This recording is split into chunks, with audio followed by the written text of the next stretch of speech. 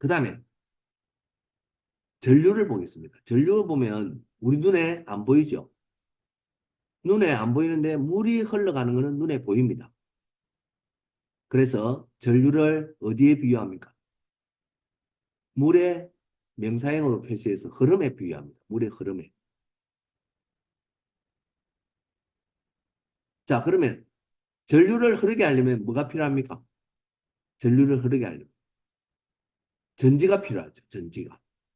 그러면 물이 흐르게 하려면 물을 높은 곳으로 갖다 놔야 물이 흐릅니다. 그러면 물을 높은 곳으로 갖다 놨는 것은 펌프가 물을 높은 곳으로 갖다 놨죠. 그래서 전지에 해당하는 것은 펌프입니다. 물을 높은 곳으로 갖다 놔야 물이 흐르니까. 자, 그 다음에 전지가 결국은 뭐 합니까? 전류를 흐르게 해서 전동기를 돌리죠. 즉, 여러분들이 더울 때 선풍기를 돌린다 이 말입니다. 선풍기 앞에 왜 앉았습니까? 선풍기 돌리려고 앉았죠. 그러면 전지가 필요합니다. 전지에 의해서 선풍기가 돌아갑니다. 자, 선풍기가 돌아갑니다. 그러면 물이 흘러서 뭘 돌렸습니까? 물이 흘러서 물레방아를 돌렸습니다. 옛날에 물레방아는 여러분들이 물레방아는 방아 찢는 데 이용했습니다. 방아에 연결되어 있습니다. 여러분들이 자, 이런 걸 생각해 봅시다.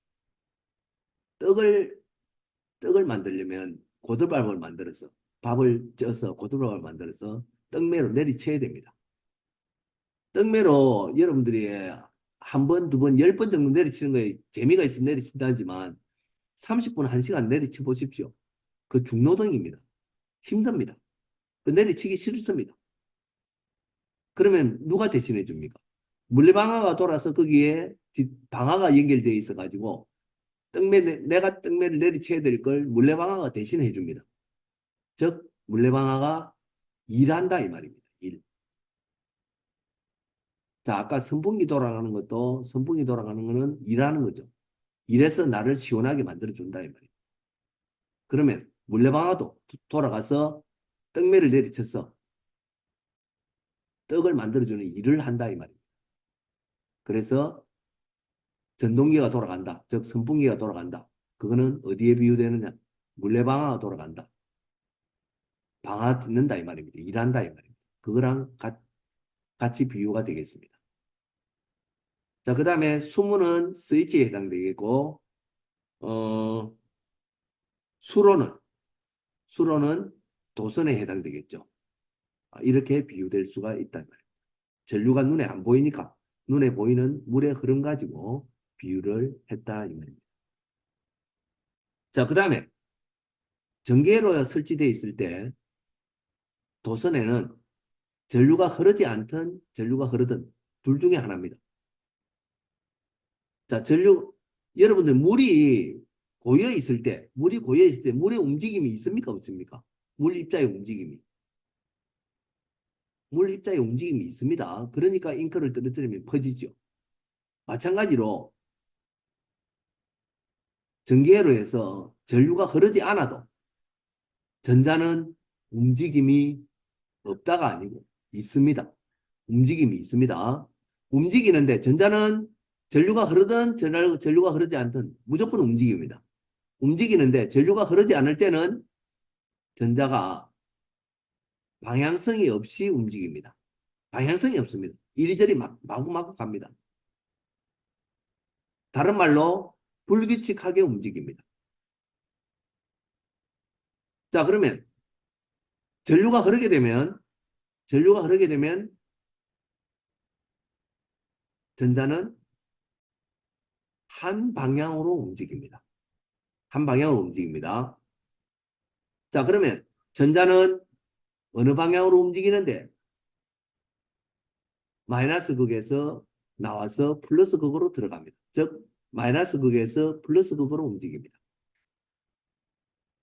그런데 이미 전류는 플러스에서 마이너스로 흐른다고 플러스 극에서 나와서 마이너스 극으로 들어간다고 이미 정해놨습니다. 그런데 전류가 흐르는 게 전자 때문입니다. 전자가 마이너스 극에서 나와서 플러스 극으로 들어갑니다. 그러면 전류의 방향이 잘못됐네. 고치려고 하니까 머리가 아픕니다. 골치가 아픕니다. 너무 거추장스럽습니다. 힘듭니다. 그래서 그냥 편하게 하자. 전류의 흐름은 플러스에서 마이너스로 정하자. 그래서 전류의 흐름은 플러스에서 마이너스고 전자의 이동은 마이너스 극에서 플러스 극으로 이렇게 정하는 겁니다. 전자의 이동은 마이너스에서 플러스 극으로 이동하는 거고 움직이는 거고 전류의 흐름은 플러스 극에서 마이너스 극으로 정한 겁니다. 자, 그렇게 알고 있으면 되겠습니다.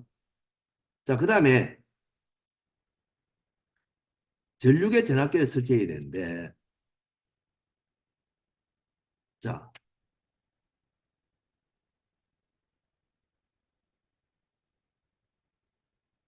전류계 전압계 설치보다 전압을 먼저 이야기해 볼까요? 전압이 뭡니까? 전압이 있어야 전류가 흐릅니다. 즉, 전류를 흐르게 하는 능력이 전압입니다. 전류를 흐르게 하는 능력. 자, 물동이가 있는데 물동이에 물이 차 있는 높이가 다르면 뭐가 다릅니까? 수압이 다르죠. 수압이 다르면 물이 이동을 합니다. 수압 차이에 의해서. 마찬가지로 전류가 흐르려면 전압이 생겨야 됩니다. 자, 그래서 물은 수압이 큰 곳에서 작은 곳으로 흐르다가 수압 차이가 안 나면 물이 흐르지 않습니다. 물의 높이 차이가 생겨야 물이 계속 흘러갑니다. 자, 그러면 펌프 역할을 하는 앞에서 펌프 역할을 하는 게 뭐라고 했습니까? 전지죠. 펌프 역할을 하는 전지가 뭘 생기게 합니까? 전압을 생기게 해서 전류가 흐르게 만듭니다. 자, 그러면 전류가 얼마나 흐르는지, 전압이 얼마가 되는지 전류계 전압계를 설치해야 됩니다. 전류계는 직렬로 연결하고 전압계는 백렬로 연결합니다. 전류계는 도선에 흐르는 전류의 양을 재야 되기 때문에 그 속에 쏙 들어가서 재야 됩니다. 그래서 직렬로 연결해야 되고 전압은 이쪽과 이쪽에 전류를 흐르게 하는 능력 차이를 재야 되기 때문에 맥집듯이 백렬로 전압계를 설치를 해야 됩니다. 자, 전류계 전압계에 단자가 있는데 플러스 단자가 있고 마이너스 단자가 있습니다. 자, 플러스 단자는 무조건 한 개입니다. 마이너스 단자는 일반적으로 3개 달려있는 게 많습니다. 여러 개입니다. 3개 달려있는 게 일반적으로 많아요.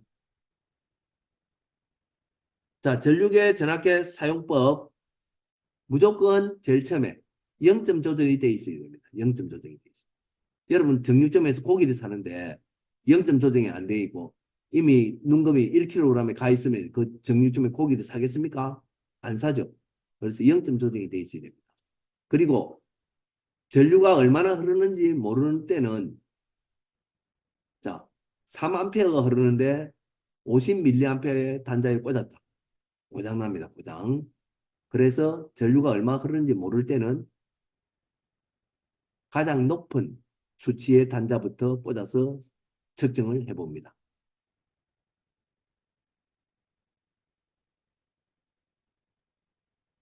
자, 그리고 전류계든 전압계든 전류를 측정하는 것은 전압을 측정하는 측정기구입니다.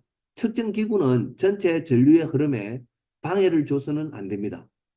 그래서 직렬로 연결한 전류계는 전체 흐름에 방해를 주지 않으려면 거기에 저항이 작은 게 달려 있어야 전체 흐름에 방해를 안 줍니다.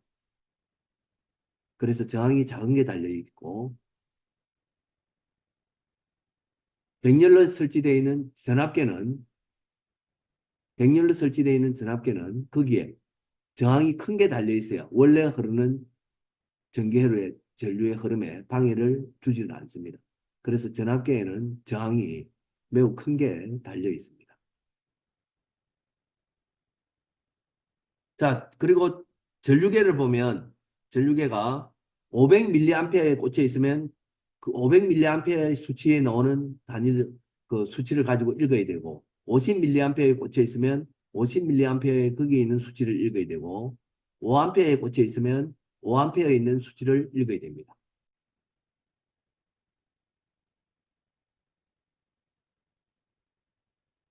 전압계도 마찬가지입니다.